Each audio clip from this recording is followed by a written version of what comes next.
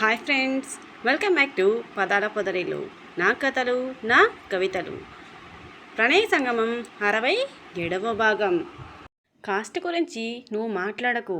Situation ఇప్పుడు కాదంటే ఒప్పుకుంటాను, కానీ చూడగానే నచ్చింది, ఇక తీసేసుకున్నాను. నీకు నచ్చింది కదా, ఇక నో మోర్ ఆర్గ్యుమెంట్స్. త్వరగా రా, అక్కడ ఫుడ్ పార్సిల్ ఉంది, తీసి పెట్టవే. ఆకలిగా ఉంది అంటూ పొట్ట మీద చేతితో రబ్ చేసుకుంటూ అడుగుతాడు విక్రమ్. ఆ శారీ టాపిక్ అక్కడితో ఆపేయాలని ప్రణయని ఇలా డైవర్ట్ చేస్తాడు విక్రమ్. అలా ఇద్దరు డిన్నర్ కంప్లీట్ చేసుకొని ఒకరి కౌగిలిలో మరొకరు ఒదిగిపోయి నిద్రపోతారు. మార్నింగ్ త్వరగానే మెలకు వస్తుంది ప్రణయకి. రాత్రి తన జుట్టుని ముడిపెట్టకపోవడంతో ఆ జుట్టంతా విక్రమ్ మొహం మీద పరుచుకుపోయింది. వాటిని మెల్లిగా విక్రమ్కి నిద్రకి ఏమాత్రం ఇబ్బంది కలగకుండా తీయడానికి ట్రై చేస్తుంది. విక్రమ్ ఫేస్కి చాలా దగ్గరగా తన ఫేస్ పెట్టి వెచ్చని ఊపిరి ఆగి ఆగి అతని ఫేస్ అంతా తగులుతున్నట్టు అనిపిస్తుండడంతో మెలకువ వస్తుంది విక్రమ్కి. కానీ పక్కన ఉన్న ప్రణయ ఏదో చేస్తున్నట్టు అనిపించడంతో కళ్ళు తెరవాలి అనుకున్న విక్రమ్ ఎప్పటిలా కళ్ళని అలానే మోసుకుని జరిగేది గమనిస్తున్నాడు.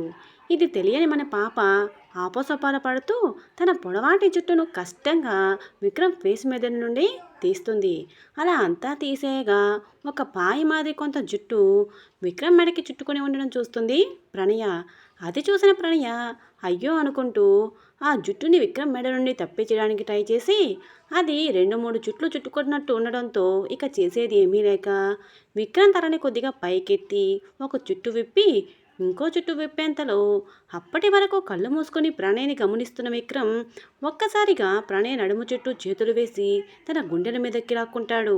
అనుకోకుండా జరిగిన దానికి ప్రణయ భయపడిపోయి హా అని చిన్నగా అరుస్తూ కళ్ళు మూసేసుకొని తను బ్యాలెన్స్ తప్పి విక్రమ్ మీద పడ్డాను అనుకుని అలా అరుస్తున్న ప్రణయ్ నోటి మీద తన చేతిని ఉంచి హే అరవకే బంగారం, చూడు ఇటు చూడు, కళ్ళు తెరువు అని చెప్తున్న విక్రమ్ మాటలకి మెల్లిగా ఒక కన్ను మాత్రమే తెరిచి చూస్తుంది ప్రణయ.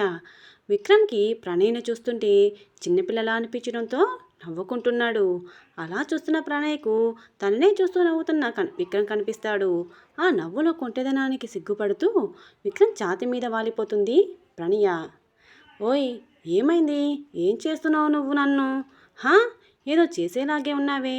నేను ఇంకాసేపు ఇలాగే సైలెంట్గా ఉంటే అని తన బాహువుల్లో మందిస్తాడు ప్రణయని. విక్రమ్ చేతుల్లో గువ్వ పెట్టలా ఒదిగిపోయి అతని ఛాతీకి చెవిని ఆనించి అతని గుండె చప్పుడుని వింటుంది ప్రణయ.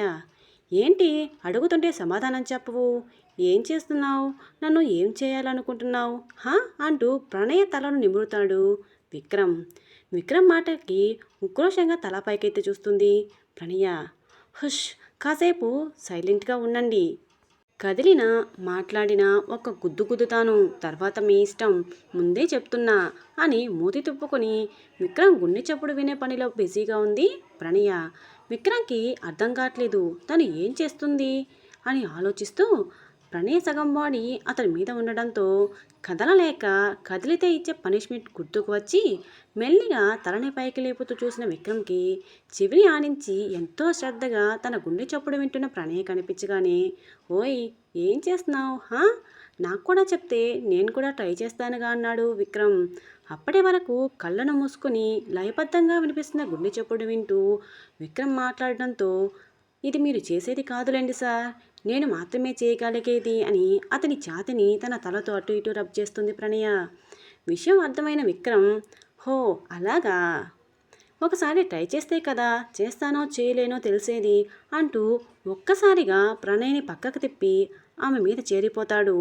అనుకోకుండా జరిగిన దానికి ప్రణయ కళ్ళు బాతుగుడ్లంతా అయిపోతాయి. విక్రమ్ ప్రణయ కళ్ళలోకి సూటిగా చూస్తూ మెల్లిగా అతని తలని కిందకి వంచుతున్నాడు. ప్రణయ్కి నోట మాట రానట్టు బిగుసుకుపోయింది. విక్రమ్ని అలాగే చూస్తుంది, ఎటువంటి కదలిక లేకుండా. విక్రమ్ ప్రణయ్నే చూస్తూ ఆమె ఎత్తైన ఎదసంపద మీద అతని తలని ఉంచగానే కరెంటు షాక్ కొట్టినట్టు తన శరీరం ఆమె ఆధీనంలో లేనట్టు అయిపోయింది. విక్రమ్ ఇదంతా పట్టించుకునే పొజిషన్లో లేడు. అతని ఆలోచనలో అతను మునిగి ఉన్నాడు. సుతిమెత్తగా తగులుతున్న యథాందాలను ఏమాత్రం చూడకుండా అతని చెవిని ప్రణయ గుండెలైన వినడానికి ఆనిస్తాడు. విక్రమ్ కదలిక తెలుస్తున్నా కదలకుండా చూస్తుంది ప్రణయ బిక్క చచ్చికుపోయి. విక్రమ్ కుదురుగా కుదురుకొని ప్రణయ్ గుండె సడి వింటున్నాడు. అది మామూలుగా లేదు అసలు. చాలా ఫాస్ట్గా కొట్టుకుంటుంది. ఇలాగే ఉంటే కాసేపట్లో ఏమవుతుందో అనిపిస్తుంది విక్రమ్కి. అయినా చిన్నగా నవ్వుకుంటూ ఆ నవ్వుని చూపించకుండా దాచేస్తూ, ఏమైంది ప్రణయ, అలా ఉన్నావు? ఏదైనా మాట్లాడు. నువ్వు ఇలా ఉంటే నాకేదో అయిపోయి నిన్ను ఇంకేదో చేయాలనిపించేలా ఉంది. ప్లీజ్ మాట్లాడవే అంటాడు. విక్రమ్ మాటలకి అప్పటి వరకు సైలెంట్గా ఉన్న ప్రణయ కళ్ళు ఇంకా వెడల్పు అవుతాయి. టెన్షన్తో గుండె ఇంకా ఫాస్ట్గా కొట్టుకుంటుంది. అరచేతులలో చిరుచెమటలు అల్లుకుంటున్నాయి. నోట్లో నుండి మాట బయటికి రావడం లేదు. ఎంత ట్రై చేస్తున్నా చాలా కష్టపడుతూ ఒక్కొక్క మాట కూడా తీసుకొని సార్ అని పిలుస్తుంది. ఆ గొంతు ఎలా ఉంది అంటే ఎక్కడో నూతిలో నుండి పిలుస్తున్నట్టు. ఏంటి ప్రణయ పిలుస్తున్నావు? ఏమైంది? గొంతు తడపడుతుందే. హెల్త్ బాగాలేదా అంటూ అతని చేతిని ఆమె డ్రెస్ చెదిరిపోయిన నడుము దగ్గర తాకిస్తాడు విక్రమ్. విక్రమ్ చేష్టలకి అప్పటికే చల్లబడిపోయిన ఆమె శరీరం మీద ఎప్పుడైతే విక్రమ్ చేయి తగులుతుందో వెచ్చని గిలిగింతల సెగలు అలుముకుంటాయి ఒక్కసారిగా. విక్రమ్ ప్రణయ్లో కలుగుతున్న మార్పులను గమనిస్తూనే ప్రణయ్ కళ్ళల్లోకి చూస్తూ, ఏంటి అలా అయిపోతున్నావు అని చినిపిగా కనుబొమ్మలను ఎగరేస్తాడు. విక్రమ్ మాటలకు కావాలనే ఇదంతా చేస్తున్నానని అర్థమయ్యి విక్రమ్ని ఒక్కసారి చూసి ఫేస్ పక్కకు తిప్పుకుంటుంది అలిగినట్టుగా. అచ్చచ్చో, ఏమైంది ప్రణయ మేడంకి అని ఆమె బుల్లిగడ్డ పట్టుకొని తనని చూడమంటూ తిప్పుకుంటాడు అతని వైపుకి. ప్రణయ బిడియంతో కళ్ళని వాల్చేసి విక్రమ్కి ఎదురుగా తన ఫేస్ వచ్చేలా పెడుతుంది. విక్రమ్ అలా ఆమెని చూస్తూ కిందకి వాలుతున్నాడు అతని తలని. ప్రణయ్ చేతిలో బెడ్షీట్ నలిగిపోతుంది పిచ్చి పిచ్చిగా.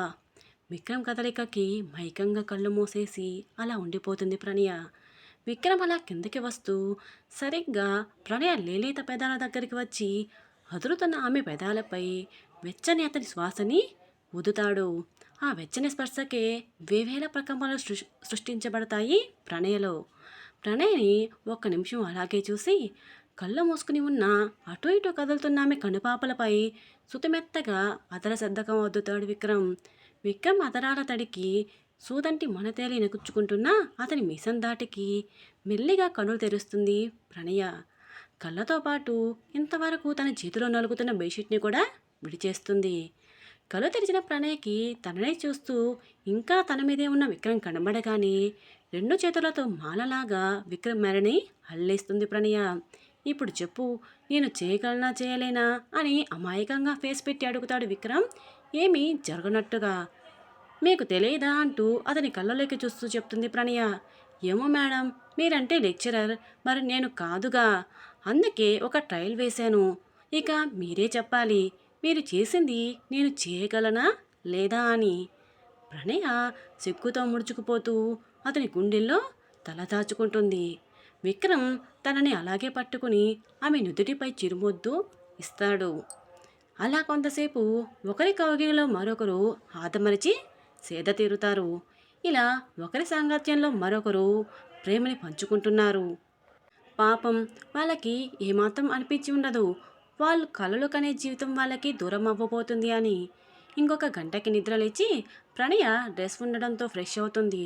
విక్రమ్ బ్రష్ చేసుకొని ఫేస్ వాష్ చేసుకొని టిఫిన్ ఆర్డర్ చేయడంతో అది తినేసి కిందకి వస్తారు ఇద్దరు.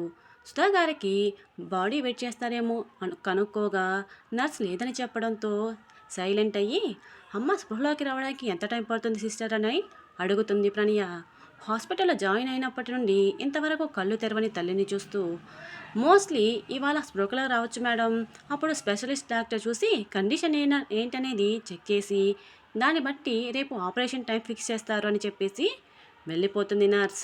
విక్రమ్ ప్రణయ్ చుట్టూ చేతిని వేసి, కంగారు పడకుమా, అంతా సవ్యంగా జరుగుతుంది, ఆంటీకి ఏం కాదు, ఇది వరకటిలా మామూలుగా అవుతారు చూడు అని ధైర్యం చెప్పి చైర్లో కూర్చుంటారు ఇద్దరు. కొంతసేపటికి విక్రమ్కి కాల్ రావడంతో మాట్లాడి ఇక వెళ్ళాలి అన్నట్టు చూడడంతో బాధగా అతన్ని చూస్తూ వెళ్ళి రమ్మంటుంది ప్రణయ. నువ్వేం దిగులు పడకు, నేను ఈవినింగ్ వచ్చేస్తాను రాని ప్రణయ చేతిని మెల్లిగా నిమిరి అక్కడి నుండి వెళ్ళిపోతాడు విక్రమ్. ఈ అప్డేట్ ఎలా అనిపించింది బుడ్డీస్? ప్రణయ సంగమం కొనసాగుతుంది. ఇదండి ఈరోజు కథ. ఎలా ఉంది? మీకు నచ్చిందా? ఈ కథ మీకు నచ్చినట్టు అయితే వీడియోని లైక్ చేసి ఈ కథ మీద మీ అభిప్రాయాన్ని చిన్న కామెంట్ రూపంలో తెలియజేయండి. అలాగే మన పదాల పొదరిల్లు ఛానల్ని ఇంకా సబ్స్క్రైబ్ చేసుకున్నటువంటి వాళ్ళు వెంటనే సబ్స్క్రైబ్ చేసుకొని మీ ఫ్రెండ్స్కి షేర్ చేయండి. మరొక ఎపిసోడ్లో మరికొన్ని సరికొత్త భావాలతో మళ్ళీ కలుసుకుందాం. బాయ్.